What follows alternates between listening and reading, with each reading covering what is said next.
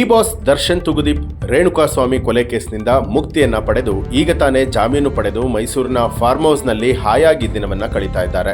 D boss Darshan Thoogudeep ಮತ್ತೆ cinema ಮಾಡ್ತಾರೆ ಅನ್ನುವಂಥ ಆಸೆಯಲ್ಲಿ ಅಭಿಮಾನಿಗಳು ಕೂಡ ಕಾಯ್ತಿದ್ದಾರೆ. ಇಂತಹ ಸಮಯದಲ್ಲೇ ಡಿ ಬಾಸ್ ದರ್ಶನ್ ತುಗುದೀಪ್ ಬಾಳಲ್ಲಿ ಮತ್ತೆ ಬಿರುಗಾಳಿ ಏಳುತ್ತಾ ಅನ್ನುವಂಥ ಅನುಮಾನಗಳು ಕೂಡ ಕಾಡ್ತಾ ಇದೆ. ಡಿ ಬಾಸ್ ದರ್ಶನ್ ತುಗುದೀಪ್ ಆಸ್ತಿನೇ 100 ಕೋಟಿ ರೂಪಾಯಿಗೂ ಹೆಚ್ಚು ಅಂತ ಕೆಲವರು ಹೇಳ್ತಾರೆ. ಇನ್ನು ಕೆಲವರು ಡಿ ಬಾಸ್ ಅವರ ಆಸ್ತಿ 1000 ಕೋಟಿಗೂ ಮೀರಿದೆ ಅಂತಲೂ ಕೂಡ ಹೇಳ್ತಾರೆ.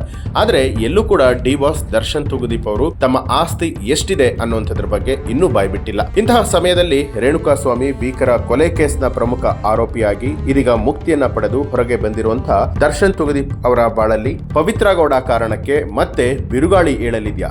ರೇಣುಕಾಸ್ವಾಮಿ ಕೊಲೆ ಕೇಸ್ನಲ್ಲಿ ಅಂದ್ರೆ A1 ಆರೋಪಿಯಾಗಿರುವಂತಹ Pavithra Gowda D boss Darshan Thoogudeep ಅವರ ಜೊತೆಗೆ ಮತ್ತೆ ಕಿರಿಕನ್ನ ಮಾಡ್ತಿದ್ದಾರಾ? ಏನಿದು ಆರೋಪ? ಡಿ ಬಾಸ್ ದರ್ಶನ್ ಬಾಳಲ್ಲಿ ಈಗ ಹೊಸ ಸಂಚಲನ ಮೂಡ್ತಾ ಇದೆಯಾ? ಹೌದು, ಪವಿತ್ರ ಗೌಡ ಜೈಲಿಂದ ರಿಲೀಸ್ ಆಗಿದ್ದೆ ತಡ ಹೊಸ ರೀತಿಯಾದಂತಹ ಭಯ ಅಭಿಮಾನಿಗಳ ಎದೆಯಲ್ಲಿ ಕಾಡ್ತಾ ಇದೆ. ಯಾಕೆಂದ್ರೆ ಪವಿತ್ರ ಗೌಡ ದರ್ಶನ್ ತುಗುದೀಪ್ ದೂರವಾಗಿ ಇದೀಗ ನೆಮ್ಮದಿಯಾಗಿದ್ದಾರೆ. ಡಿ ಬಾಸ್ ದರ್ಶನ್ ತುಗುದೀಪ್ ಅವರು ನೆಮ್ಮದಿಯಾಗಿ ತಮ್ಮ ಧರ್ಮಪತ್ನಿ ಅಂದ್ರೆ ಹೆಂಡತಿ ಮತ್ತೆ ಮಗನ ಜೊತೆಯಲ್ಲಿ ಸುಖಿ ಸಂಸಾರವನ್ನ ನಡೆಸಲಿದ್ದಾರೆ ಅಂತ ಹೇಳಲಾಗಿತ್ತು. ಆದ್ರೆ ಇದೀಗ ಹೊಸ ಬಿರುಗಾಳಿನೇ ಏಳುವಂತ ಮುನ್ಸೂಚನೆ ಕೂಡ ಸಿಗ್ತಾ ಇದೆ. ಪವಿತ್ರ ಗೌಡ ಜೈಲಿನಿಂದ ರಿಲೀಸ್ ಆಗಿದೆ ತಡ ಡಿ ಬಾಸ್ ದರ್ಶನ್ ಅವರ ಹೆಸರಿನಲ್ಲಿ ದೇವಸ್ಥಾನದಲ್ಲಿ ಅರ್ಚನೆ ಮಾಡಿಸಿದ್ದು ಸಾಕಷ್ಟು ಅನುಮಾನಗಳಿಗೆ ಕಾರಣ ಆಗ್ತಾ ಇದೆ. ಹೀಗಾಗಿ ಮತ್ತೊಮ್ಮೆ ಡಿ ಬಾಸ್ ದರ್ಶನ್ ಇವರ ಬಾಳಲ್ಲಿ ಬಿರುಗಾಳಿ ಏಳುತ್ತಾ ಅನ್ನುವಂಥ ಭಯ ಇದೀಗ ಅಭಿಮಾನಿಗಳಲ್ಲಿ ಕಾಡ್ತಾ ಇದೆ.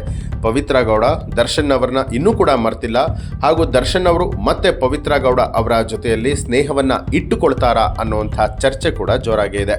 ಈ ಬಗ್ಗೆ ಸೋಷಿಯಲ್ ಮೀಡಿಯಾದಲ್ಲಿ ದೊಡ್ಡ ಚರ್ಚೆನೆ ಆರಂಭ ಆಗಿರುವಂಥದ್ದು. ಹೀಗಾಗಿ ಡಿ ಬಾಸ್ ದರ್ಶನ್ ಬಾಳಲ್ಲಿ ಮತ್ತೆ ಬಿರುಗಾಳಿ ಏಳುತ್ತಾ ಅನ್ನುವಂಥದ್ದು ಅಭಿಮಾನಿಗಳು ಹಾಗೂ ಕನ್ನಡಿಗರು ಗಂಭೀರವಾಗಿ ಇದೀಗ ಚರ್ಚೆ ಮಾಡ್ತಿದ್ದಾರೆ.